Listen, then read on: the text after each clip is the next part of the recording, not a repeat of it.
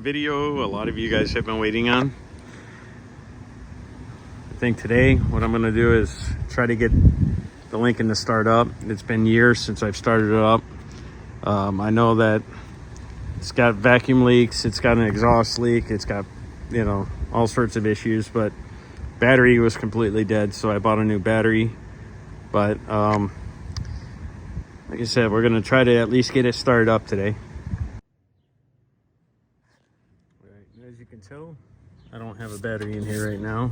I did buy a new battery, so I'm gonna start putting that in first. Now, as Vice Grip Garage would say, there's a very specific reason I bought this battery. Well, because it was on sale and it's got the Go handle. So I'm gonna throw this in place.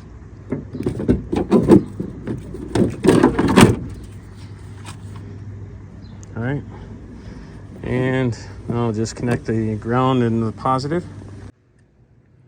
Of course, not everything always goes to plan, so I had to go out and buy another cable. So I'm gonna continue working on this. So this is basically a battery disconnect, so I can unscrew this knob, and that basically disconnects the battery for when it's not being used. Realistically, this battery would just go completely flat if I didn't have any kind of disconnect for it. So this kind of saves the battery a little bit. So anyways, I'm gonna get that hooked up, and then onto the fuel line. All right, now I got that all hooked up. The good thing is, again, I can unscrew this knob, and what the knob will do is prevent it from connecting the battery. So it's like anytime I want to store it, which is pretty much gonna be all the time, I could just unscrew the knob and the battery will be disconnected and I won't have to worry about fires. So anyways, next thing, I got fuel line. It's got a fuel line going right over here. What I'm gonna try to do is see if I can disconnect that fuel line. I got another bit of fuel line that I want to add with one of those clear, it's not a Wix, but it's like the same thing as the Wix, the 33.0 or 33003 filter. It's one of the clear filters, so you can see all the debris or whatever that might be in the gas. So first thing I need to do is take all this off so I can get access to that. All right, so I got the old fuel line off. Now what I'm going to do is install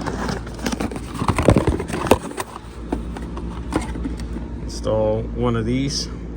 This way, again, I will actually know what the condition of the fuel line looks like, or the fuel inside the gas tank. So what I got to do is run a line from this hose, fuel line here to here, but somehow include this.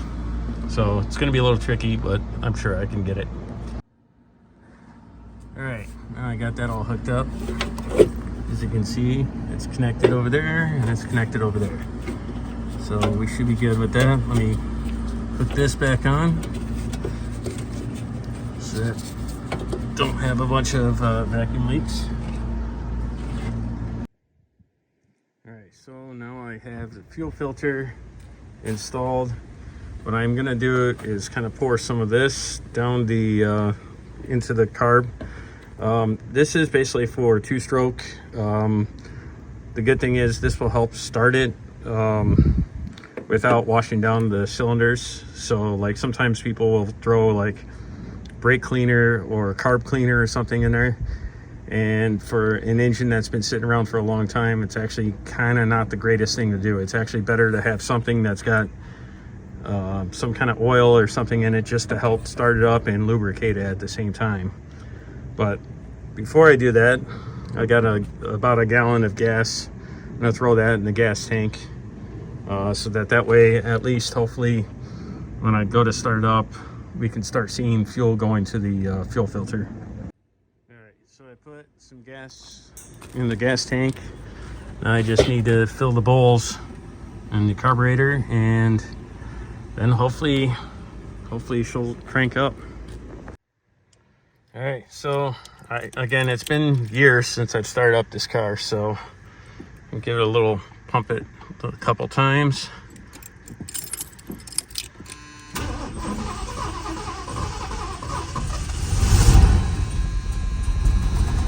Start right up. It's running rough, but oh, maybe out of gas. Let me get some more gas to it. All right, as you can see here, no gas from the gas tank has made it into the filter yet. So the gas that it started on was just that two-stroke oil, fuel mix. All right, take two.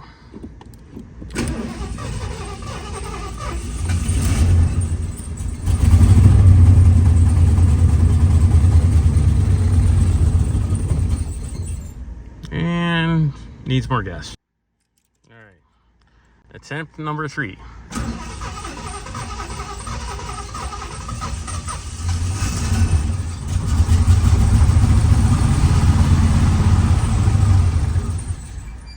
So right now I do notice that the fuel filter is still empty, so it's still not sucking gas into the fuel filter yet, but I know at one point it was working, so I think just got to give it a little bit more time. Hopefully if I can get it to start up and run for at least a little bit more time, it should be able to suck in gas from that gas tank.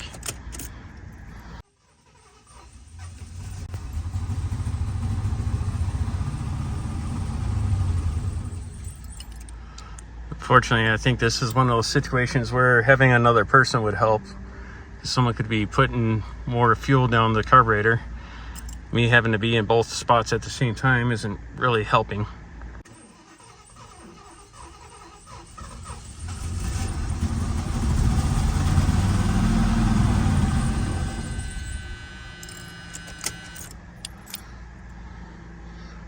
The unfortunate thing is I need fuel to go to the fuel filter to keep the car running for more than a couple seconds. So I'm in a little predicament where I really need a second person. Cool part is the headlight covers came down. Those are actuated by a vacuum, and now that I did start it up, it did generate some vacuum, enough to close the headlight covers, which is kind of cool. Alright, what I did is kind of siphon a little bit. You can see there's a little bit of gas at the bottom there, and put some more of the two-stroke fuel in there. So hopefully now that I have some gas to the filter, hopefully it'll actually start up and continue running for at least until I turn it off. So we'll see. Give it another try. All right.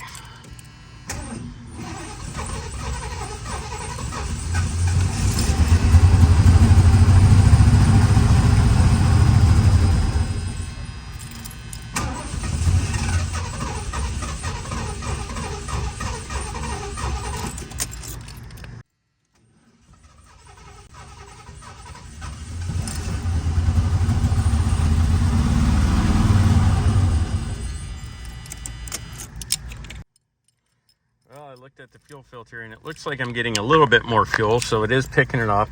It's just taking a little longer than expected.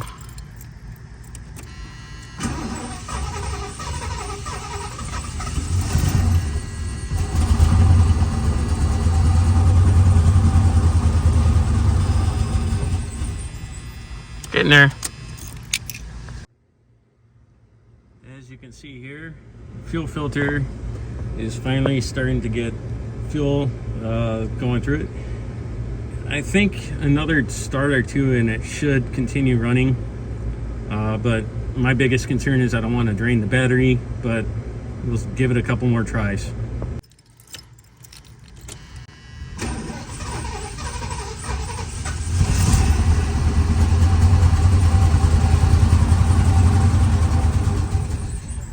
Oh, so close.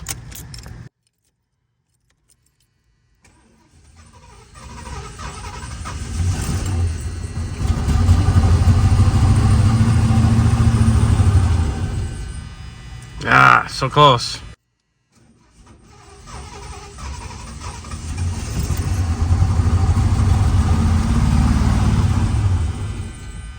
Ah.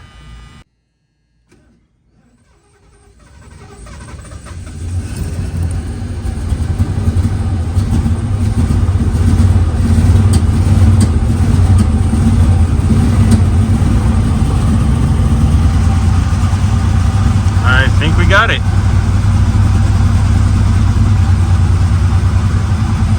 I think it finally got gas to the carburetor.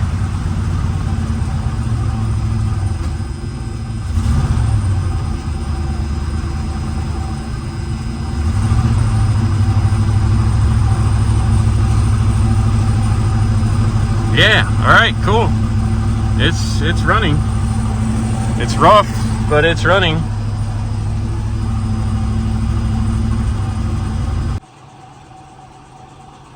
Yeah, she's a smoker.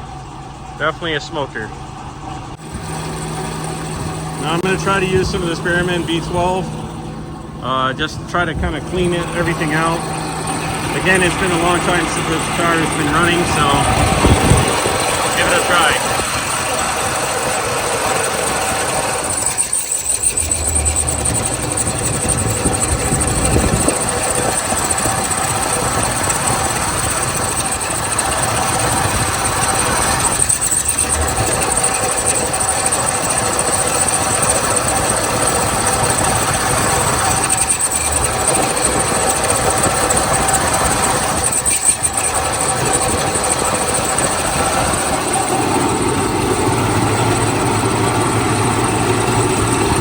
First time running in I don't know how many years. The good thing is, even though the fuel filter looks like it's full of varnish and it's smoking like crazy, it's running.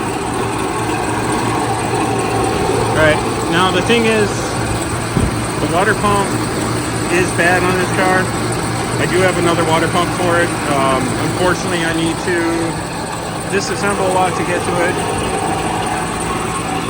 Sounds pretty rough right now, but good thing is though, it is running. It's smoking, but it's running.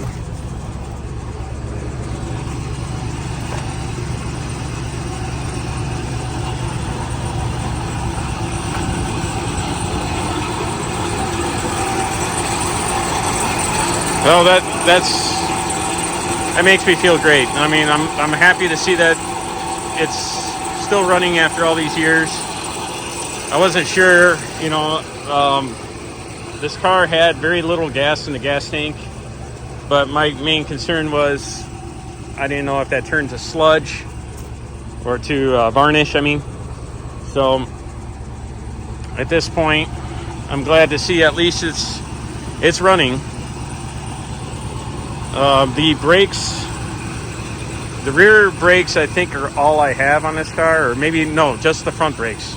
Rear brakes are pretty much shot. I got to get the brake lines replaced. The exhaust is pretty rotted away. Water pump is bad. There's a lot of things that need to be done, but I'm going to shut it down just because I don't want it to get too hot right now. I'm glad at least it started up though. Give it see if it will start up on its own now.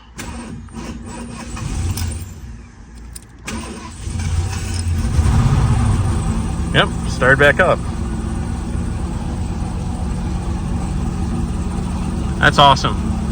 All right, cool. I'm happy. All right, so the good thing is it starts. It's got a new battery, the fuel filter and everything. It's nice that I can actually monitor what's going on with the fuel. It's very yellow. I don't know if that's good or not, but hey, the car starts. So the next step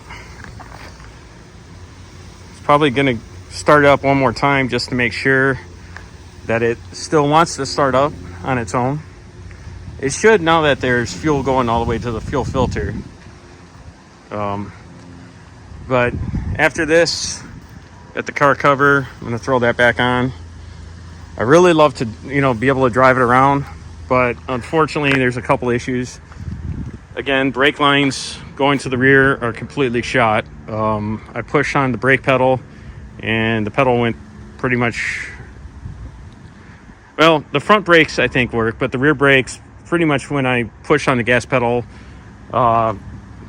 brake fluid shot out from underneath the driver's seat, underneath the car, and it looks like it looks like pretty much the brake lines are completely rotted away. The water pump needs to be replaced. When I first got this car, I replaced all the digitals, all the caps, rotor, spark plug wires, air filter, a bunch of random parts like that. One thing that I definitely need to do, and I think that's going to be the next step I'm going to do, all this rubber here is very, even though it's still pliable to a certain extent, it's really dried out. And I got some rubber conditioner that I think I should really go through and kind of hit all these areas just to keep that from rotting away. Even stuff like on the back. I mean, it's still pliable. I mean, it still has some bounce to it, but I definitely don't want that stuff to rot away. I don't want water and stuff leaking into it. But as you can tell, this is the worst part about the car. This, and I mean, there are some areas here where the paint's bubbled up.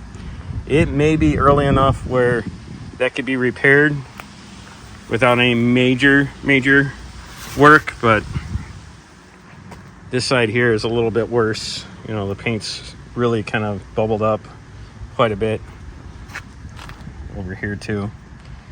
But the sad part is I really don't know what it looks like underneath. Kind of afraid to see what it looks like underneath, but anyways, I'm going to start it up one more time, and then I think I'm going to lock it up, go back home, grab that rubber conditioner, and kind of go through all these areas just to prevent these from rotting away completely. Yeah, it's got a lot of stuff living here. The unfortunate thing is I don't have a garage at home right now. This is in storage. As you can see, it's in a storage facility.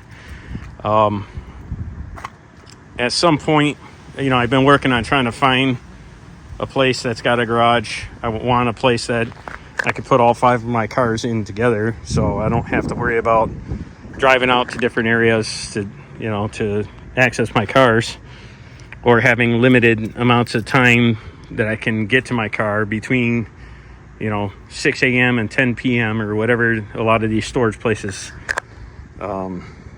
set their hours to. But like I said, I'm going to start this up one more time and just make sure everything is still running great. And then I think I'm going to go get that leather conditioner, I don't know why I keep on calling it leather conditioner, the rubber conditioner.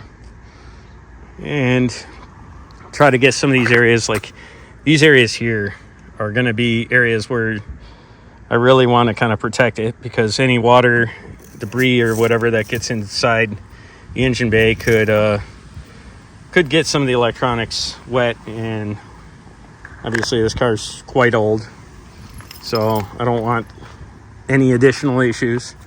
Yeah, like I said, this is the unfortunate thing.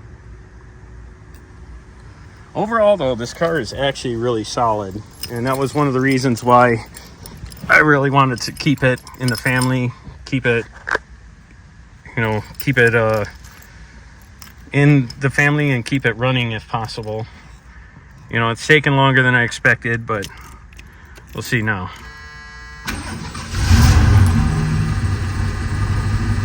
Started right up that time. Wow. And let's see.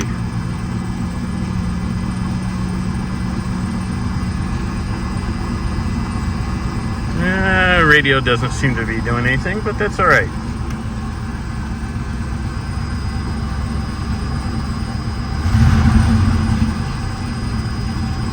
Well, all right, cool. Well, I think now the next step is the rubber conditioner. As far as the rubber goes, I found that this stuff works awesome.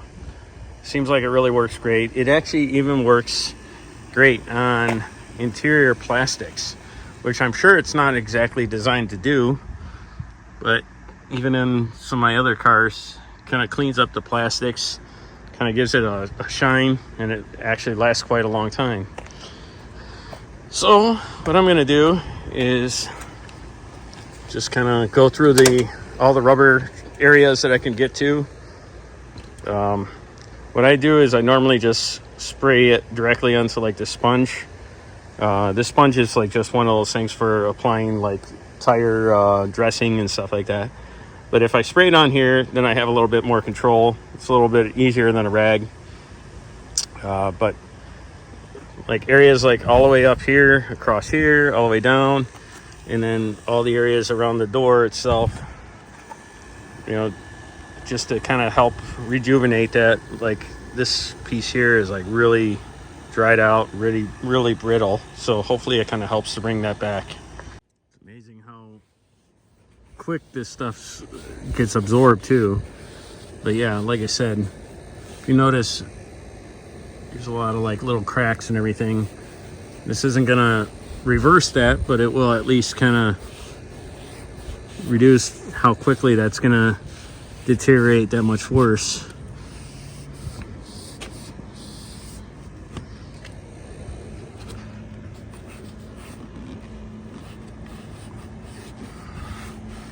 But yeah, this stuff is really dry.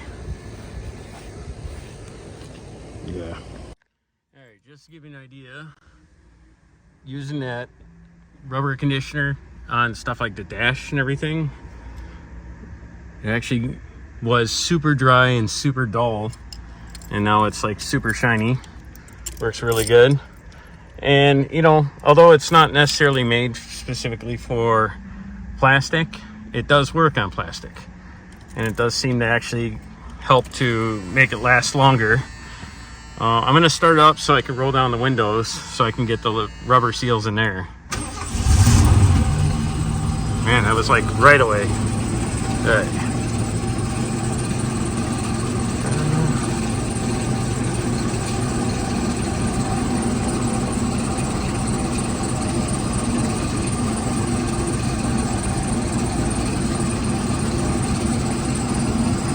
Or maybe I won't. It does start up right away, but I don't know if the windows are a little... Yeah, I think the windows don't want to roll down, but that's all right. Still happy that it starts up this quickly now. So awesome. Yeah, even just this area here, cleaning that up makes a big difference. Same thing on this rear window. Getting in that little groove across there, definitely getting all the debris and stuff out helps to make that rubber last longer. All right, so that rubber conditioner, like I said, works great on all these pieces that are rubber. Kind of went around, kind of hit a couple spots on the engine bay area. All the weather stripping here, the windshield wipers inside the door, rubber around the windows, around the door across here. Unfortunately, I mean, it's made for vinyl and rubber, which if it would have been used on this vinyl roof, it probably would be in good shape, but as you can see, all the weather stripping across the trunk looks nice and solid. Same thing across the window here, all across the dash, it looks good. So what I'm gonna do, start it one more time. Just man, nice to see it's actually full of gas there. But I'm going to start it one more time, and then afterwards probably throw the cover back on it, and then spend a little bit of time editing the video and upload it. I hope you guys enjoy this video. I know there's a lot of people that have been waiting for a video on the Lincoln, so sorry it took so long, but the unfortunate thing is the weather's been bad. I've been working a lot of hours, and it's been kind of difficult to find anything to really be able to do on the Lincoln. There's a lot of major things that need to be done, but it's stuff that I'm gonna most likely have to take it to a shop to get done. So as far as things I can do myself that I can do videos on, I'm a little bit more limited with what I can do. So hopefully you guys enjoy this video. If you do, like, comment, subscribe, and hopefully I'll be uploading more videos on this car and all the rest of my cars soon. All right, thank you for watching. Like, comment, subscribe.